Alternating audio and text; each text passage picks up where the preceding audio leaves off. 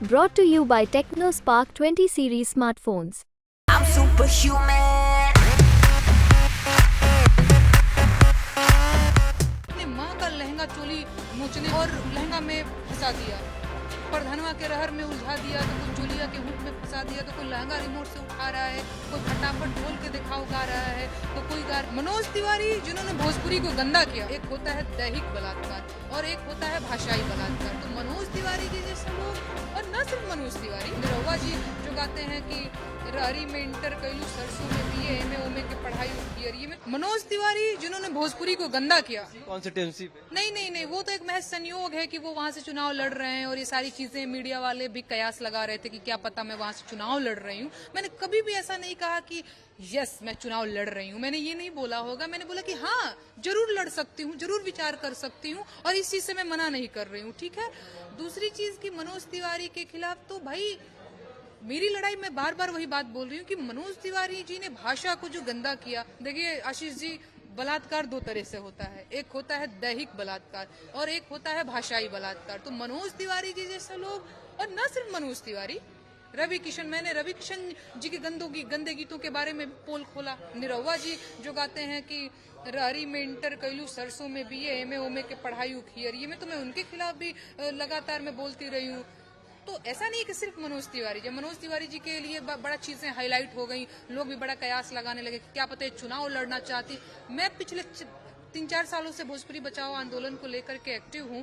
पहला मेरा इंटरव्यू देखेंगे, उसमें भी मैं भोजपुरी बचाओ की बात कर रही हूँ, ठीक ना। तो भाजपा से सवाल इसलिए मेरा रहा है क्योंकि भाजपा तीसरी बार मनोज तिवारी को टिकट दे। इधर आपने देखा दिनेश लाल निरहुआ का एक स्टेटमेंट आया था, इसमें उन्होंने कई बातें कही बेरोजगारी से जुड़ी और बहुत सारी बात। उस स्टेटमेंट को आप कैसे लेती हैं, क्योंकि भोजपुरी समाज की बात है, भोजपुरी के वो एक्टर हैं और यहाँ आजमगढ़ से बीजेपी के प्रत्याशी भी हैं।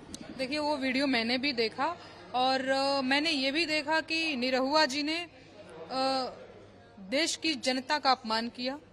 उन्होंने ये कहा, मैं निरहुआ जी से भी ये पूछना चाहती हूँ और कहना चाहती हूँ कि जानते हैं निरहुआ जी, देश के लोग बच्चे पैदा करते हैं, बेरोजगार नहीं। बेरोजगार उन्हें सरकार की नीतियां बनाती हैं।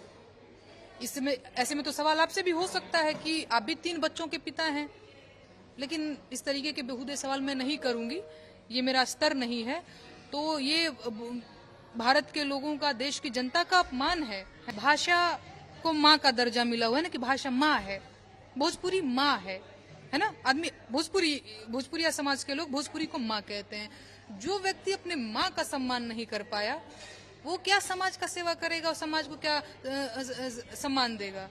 जो व्यक्ति अपने माँ का लहंगा चोली नोचने पे आमादा है, जो व्यक्ति भोजपुरी माँ से बंगला खरीद लिया, गाड़ी खरीद लिया, स्टारडम, नेम, फेम, और उसको चोली और लहंगा में फंसा दिया, प्रधानवा के रहर में उलझा दिया, तो कोई चोलिया के हुक में फंसा दिया, तो कोई लहंगा रिमोट से उठा रहा है, कोई फटाफट खोल के दिखाओ गा रहा है, तो कोई गा रहा है कि रहरी में इंटर कैलू, सरसों में बीए, उखियरिये में एमा ओमा के पढ़ाई, कोई गा रहा है कि गोदी में लेके जन खोदी है जीजा जी।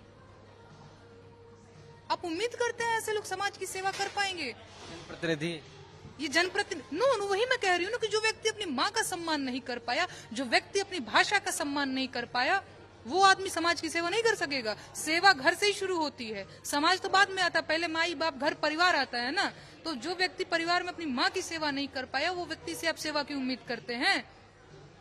लेकिन नेहा जी, ये तीनों जो कॉमन चीज है तीनों में, एक तो भोजपुरी है और दूसरा बीजेपी है। पवन सिंह को अगर छोड़ दें, तो आपको लग रहा है बीजेपी ने टिकट दिया है सभी को, तो क्या सही व्यक्ति को, सही उपयुक्त व्यक्ति को दिया है जनप्रतिनिधि होने का? देखिए, अब अगर ये बात हमसे पूछेंगे तो मैं हमेशा से कहूंगी कि भोजपुरी को और भाषा को अपमानित करने वाले लोगों को टिकट नहीं मिलना चाहिए, उन्हें ये मौका नहीं मिलना चाहिए कि वो संसद तक जाएं। तो अगर आप मुझसे पूछेंगे तो मैं यही बोलूंगी।